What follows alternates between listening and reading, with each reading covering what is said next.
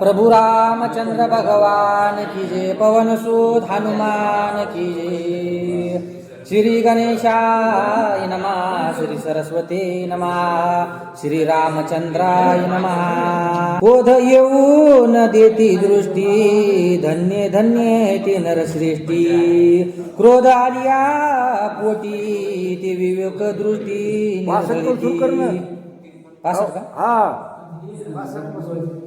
हा इथून पूर्व आली मजती निंदता, ऐशेनी श्रीरामाशी भेटिता। प्रळयो होईल समजता, निमाली सीता ऐकुनी। काय बोलले हनुमंतराय, मला अशी वेळ आली परशुरामचंद्र भेटला तर माझी निंदा होईल आणि निंदा सगळे माझी निंदा चेष्टा करते ना। परशुरामचंद्र सुद्धा रागवते, माझा एवढा नवत माझ्या वडवण न वाचून या श्रीरामापाशी, ते तिचे घ्यावे संन्यास ग्रहानाशी। तव हाड पैर पडले राक्षसाशी, हे प्रदेशी राहो नये। आता मला वाटायला परशुरामचंद्राच्या भेटीला घाटीला जाऊन इथं संन्यास घ्याव, पण हे सगळे हाडाचे राक्षस पडले तर हाड मी संन्यासाला कसं जमून हनुमंत त्या बुद्धीने विचार करू लागले। आता देव आपुला प्राण, तरी मज सर्वतानय मरण। तेही निजात्मा लक्षण, आपण आपण अनुवादी। आता मला वाटायले जीवच देऊन टाका हनुमंतराय म्हणले, पण मला सर्व तर माझा जीवही जात नाही। आता काम जाते ते लक्षण सांगतो हनुमंतराय, माझा जीव काम जात नाही। हनुमंतराय बोलले, मला वाटलं मरलं तरी माझं मरण नाही, काम नाही। हनुमंतराय म्हणू लागले, जाळू शके वैश्वानर, बुडू शके मज सागर। भक्षू न शकती मत्स्य मगर, वज्र शरीर पै माझी। काय म्हणू लागले, अग्नी मला जाळून अग्नीत उडी मारत अग्नी जाळू शकत नाही, आणि वाऱ्यामुळे माझा बापच आहे, आणि मी समुद्रात पाणी गेलं समुद्र होत नाही, आणि माझं वज्र शरीर असल्यामुळे कासवही खात नाही, माशा खात नाही, मगरही खात नाही, म्हणून मला मरणच नाही असे हनुमंतराय बोलू लागले। आता मला काय करावं काय कळण झाले। जाणून वज्रदेह मारुती, सिंह व्याघ्र वड वाजती। सर्वथा मजलन भक्षिती, मृत्यू हनुमंती अशेना। आता मला वाटत वाघापडीत जाऊन पडाव, पण वाघ माझं वज्र शरीर म्हणे, सिंह खात नाही, वाघ खात नाही, मगर सुद्धा खात नाही, असं ते हनुमंतराय म्हणू लागले। आता मला काही मरण नाही, काय करून काय नाही की भेटवे ना श्री रघुनाथा, मरण नये मरो जाता। संन्यास न घेववे पै घेता, काय मी आता करा। मरण जीव द्यायला दिला, जीव जाईना, मरण येणार नाही, मी मरणार नाही। मला वाटलं संन्यास घेऊ तर संन्यासाला हे लोक असतील, आता मी काय करावं काय नाही। हनुमंत चिंताग्रस्त झाले। आईसा हनुमंत आपण, सीता निमाली मानून। तेने झाला ती उद्विग्न, समाधान पावेना। उदास वरती झाली हनुमंताला, काहीतरी मनाला समाधानच लावून गेले। चिंताग्रस्त लोक राहतात, त्याला आता समाधान कसं लाभायचे तर हनुमंतराकडून कळाले। ते सदा उदास जीवात चक्री राहिले टकऱ्यात, तर हनुमंतराय काय म्हणू लागले, उदास नामासन काय करावं। मग मने श्री रघुनाथा, पाव माझिया कांता। काय करावे मी आता, बुद्धिदाता होय मज। चिंताग्रस्त झालं तर आपण दुसरंच करतो भानगडी। ते काय म्हणले, भगवंताचं नामस्मरण करू, पाव पाव मागा बुद्धीचा दाता तूच आहे, करता करिता तूच आहे, मला सांभाळता करता। हनुमंतराव त्या जगाचं मालकच स्तोन करू लागले, माझ्याने काही होत नाही असं हनुमंतराय भगवंताचा धावा घेऊ लागले। शेवटचे टेपला आहे। मग हनुमंतराला काय झालं, आईशी करिता विनंती, श्रीराम नादे सर्वाभूती। तेची काळी पै मारुती, आगाध युक्ती आठवली। अशी विनंती भगवंताची करे, सर्वभूती देहादे एक सूर्यप्रकाश सहस्र, त्याला ती वाक्य जोड देत। मग सगळ्या पुरुषांमध्ये आपल्याला ते प्रकट करावं लागेल का नाही, सगळ्यामध्ये चराचरामधून भरून उरलेला आहे। हा तो आत्माराम, तो हनुमंताकडे माया द्यायचा आहे किती। मग आत्ता बुद्धीला चालना निर्माण झाली, बुद्धीचा चालक तोय। हनुमंतराला बुद्धी कशी सुटली तशी आपल्याला बुद्धी सुटेल, प्रकट करावं लागेल का नाही, समोर आवाला का नाही, या हृदयात बाहेर काढावं लागेल तुमच्यापाशी, तुझ्या जवळच आहे आणि तुम्ही त्याला साक्षी आहे। तर ते बोला हनुमंतराय माझ्या जवळच आहे। मग हनुमंताने विचार केला आणि पुन्हा विचार करून पुन्हा बुद्धीला चालना मिळाली, आणि बुद्धीला काय विचारत तशी आपल्याला विचार येत नाही। आपण आधी होती हे शरीरालाच खातो, खाऊ खाऊन मरतो, खतम होते शरीर। तसं नव्हतं. हनुमंतरायनं विवेक बुद्धीने विचार केला ना, काय करू लागले. श्रीराम एक पत्नीधारी, श्रीराम सेवा तापस ग्रामी, सत्य श्रीराम नाम जिवारी, वनी कैशा परी जाळील. काय म्हणे माझा स्वामी, एक पत्नी एक वचनी, आणि जिहारामध्ये वनामध्ये कसे विरण केले, कशी सेवा केली असन, त्या भगवंताचं स्तवन करू लागले. आणि त्याच्यातून मी मग कसं हनुमंता पुढे पुढे ते भगवंताचं स्तवन करू लागले. श्रीरामे व्रते सीता सती, श्रीरामाची अनन्य भक्ती, श्रीराम नामी अनन्य प्रीती, अग्नी कैसा जाळील.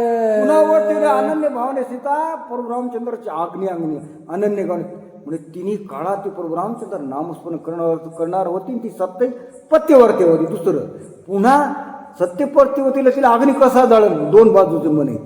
हनुमंतराव म्हणाले तिला अग्नी जाळू शकत नाही. दुसऱ्या मनाने विचार करू लागले. रावणी आगी लाविता पुच्छी, पुच्छन जाळवे अग्निशी, तो केवी जाळील सीतेशी, विशेष शेयची श्रीराम प्रिया. अग्नीला रावण जाळत पुच्छ जळण गेलं हा माझं.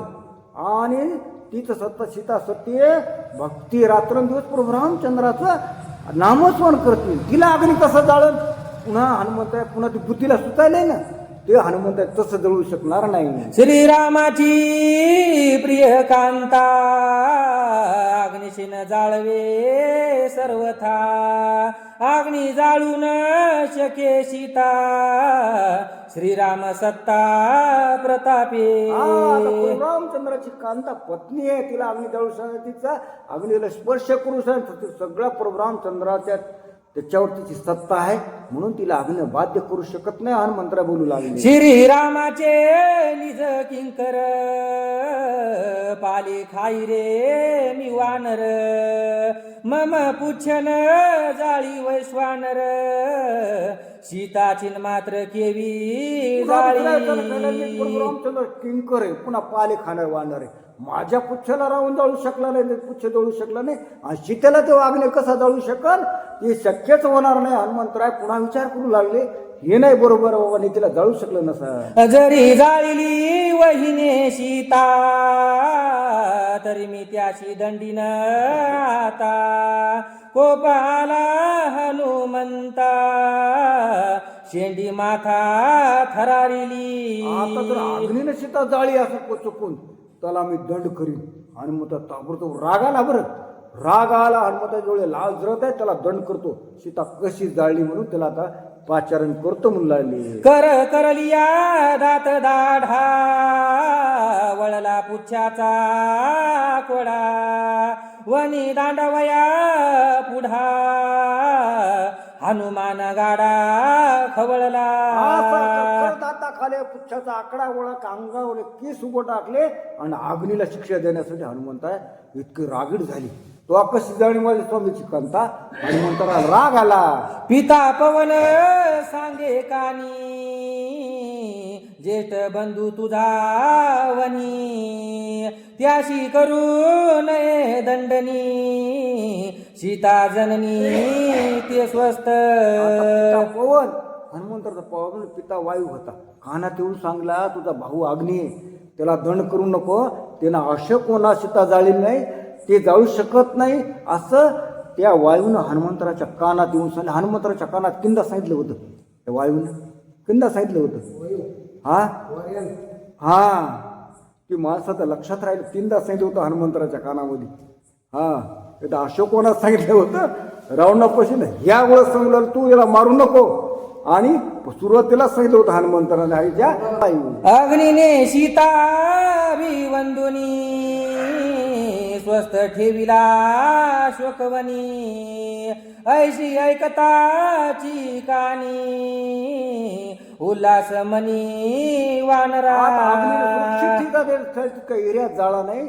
आता ती सुखा समाधानात ठुली. ते वाऱ्यानं हनुमंतराला सांगतं, त्यावेळेस हनुमंतराला समाधान झालं. आता मन शांत राग पुन्हा शांत केला. अभिवंदोनी हुताशन घालून पित्याशी लोटांगण घ्यावया सीतेचे दर्शन केले उडान अग्नीला वानरे. नमस्कार केला, अग्नीला नमस्कार केला. ते आले ताबडतोबच आले किती, तर त्यावेळेस पुन्हा विश्वास बसला नाही. म्हणून भक्तीवर विश्वास माणसाचा बसत नाही. इथं जाऊ का तिथं जाऊ का, तिथं जाऊ तिथं जाऊ. तसं हनुमंतराला बसले नाही. हनुमंतराला दर्शनाची पुन्हा परत सीतेकडे गेली. आता हे दोघं तर म्हणले, ते बाप म्हणला होता, भाऊ म्हणला होता, जाळली नाही, पण तरी विश्वास बस ना. म्हणून माणसाचा कसा विश्वास बसल, इकडं जाऊ का तिकडं जाऊ. मग हनुमंतराय गेले, पुन्हा परत सीतेकडे गेले. हाय का खरी का खोटी का जळाली. हनुमंत पुन्हा उड्डाण त्या अशोकवनात केलं. उडान करो हनुमंता स्वय लंके माझी यता दगद गद भन्न गदंता होय देखता पुरध्वंस. आता हनुमंत उड्डाण केलं, पण ते लंका दिसत धग धग धग धग दिसायली जळालेली. हनुमंत लंकेमध्ये आले. विमानाकार पुर मंदिरे जळवणी पडिले समग्रे पक्ष रंग पै मयुरे वैश्वानरे पुरदाहो. आता सगळं विमानाकार मोठमोठ्याने मंदिर जळून खाक झाले. वा त्या अग्नीनं जळून भस्म केली मंदिर मनोरे. हे सगळं काही खाक त्या अग्नीने केलं. हनुमंत डोळ्याने पाहू लागले. प्रभु रामचंद्र भगवान की जय. पवन सूत हनुमान की जय.